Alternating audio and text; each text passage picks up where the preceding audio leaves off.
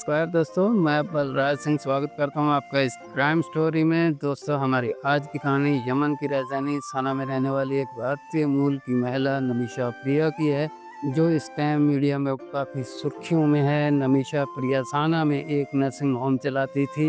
एक केस के चलते इसे फांसी की सज़ा सुनाई गई है। दोस्तों, पूरी कहानी विस्तार से बताएंगे आपको। इससे पहले आपसे गुजारिश है, वीडियो को एक लाइक ज़रूर करें और हमारे चैनल को सब्सक्राइब करें ताकि हमारी हर वीडियो का नोटिफिकेशन आपको मिल सके। ठीक है, तो शुरू करते हैं दोस्तों। नमीशा प्रिया केरला के एक शहर पलक्कड़ के एक गांव कोले नगोड़े की रहने वाली है, जो काफ़ी गरीब परिवार से थी। और नमीशा प्रिया का जन्म इसी गांव में 1987 में हुआ था। नमीशा की पढ़ाई गांव में ही हुई थी। पढ़ाई में काफ़ी होशियार थी। एक स्थानीय चर्च की मदद से इन्हें नर्सिंग का कोर्स पूरा करने का मौका मिला। अपना कोर्स पूरा करने के बाद इन्हें 2008 में यमन जाने का मौका मिला और यमन की राजधानी सना के एक सरकारी हॉस्पिटल में नमीशा प्रिया को एक नर्स की नौकरी मिल गई। कुछ सालों के बाद नमीशा प्रिया ने वहीं पर एक नर्सिंग होम खोलने का सोचा।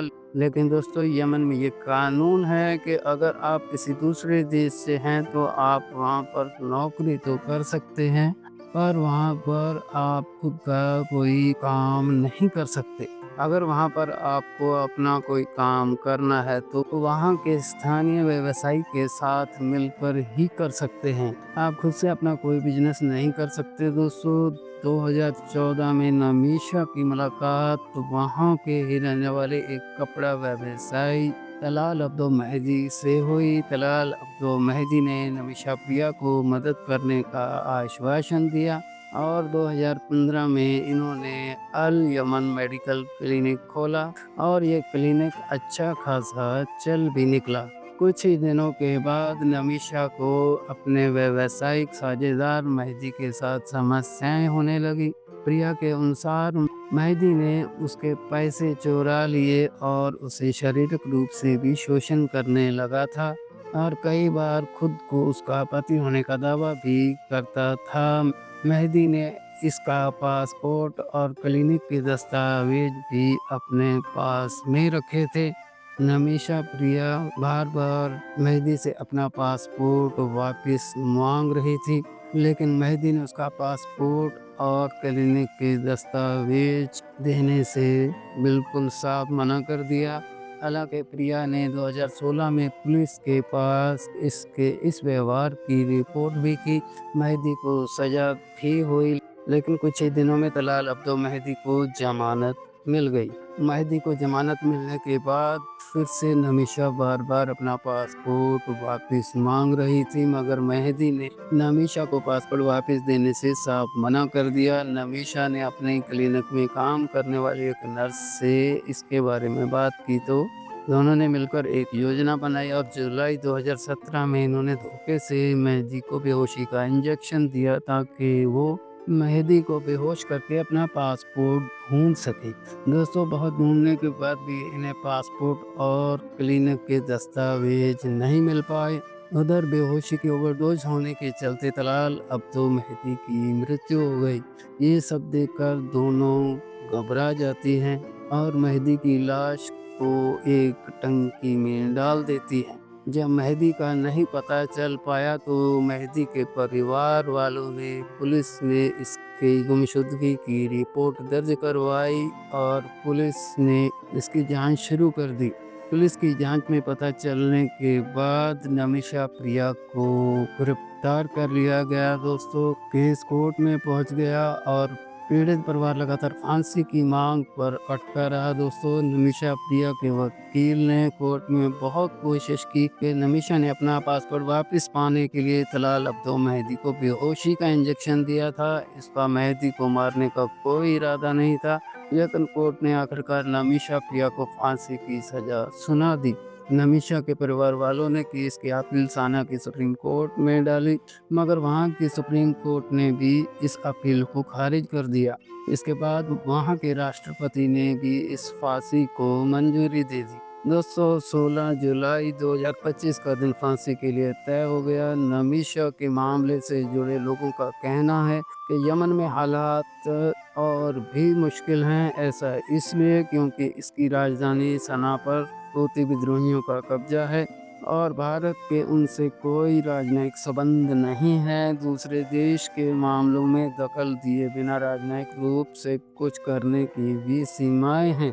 ऐसे हालात में दोस्तों शरिया कानून के तहत ब्लड मनी उम्मीद की किरण जगाती है। ब्लड मनी वे पैसा है जो मारे गए व्यक्ति के परिवार को मुआवजे के तौर पर दिया जाता है। दोस्तों इसके बदले में परिवार अपराधी को माफ कर देता है। दोस्तों जिसकी मृत्यु हुई है उसका परिवार अगर ब्लड मनी लेकर चाहे तो फांसी रुकवा सकता है, नहीं तो वहाँ का कानून है दोस्तों कि खून का बदला खून। अगर परिवार खून के बदले ब्लड मनी लेने को राजी हो जाता है तो ही ये फांसी रुक सकती है।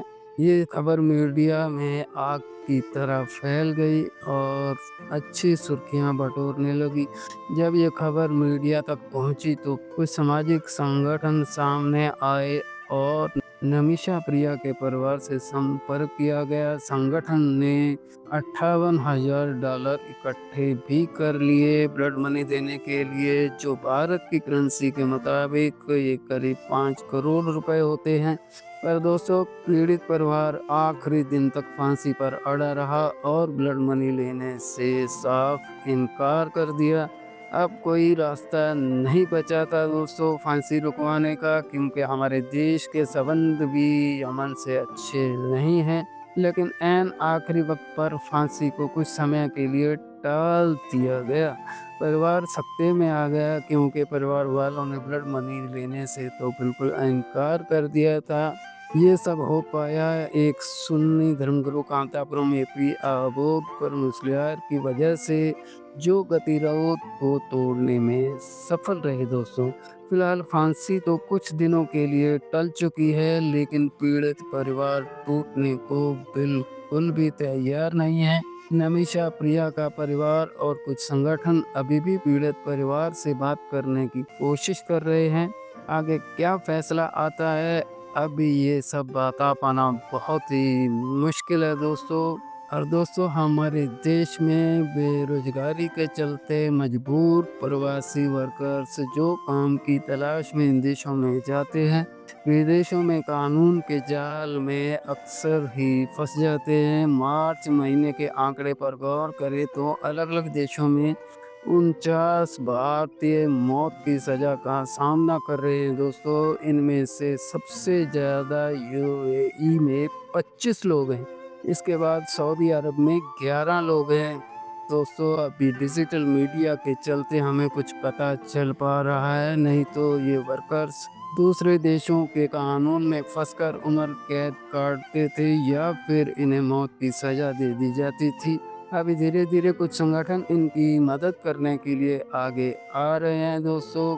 कैसी लगी दोस्तों हमारी ये कहानी, कमेंट करके बताएं। वीडियो को ज़्यादा से ज़्यादा लोगों के पास शेयर करें, लाइक करें और हमारे चैनल को सब्सक्राइब जरूर करें। मिलते हैं दोस्तों अगली कहानी के साथ। धन्यवाद। जय हिंद।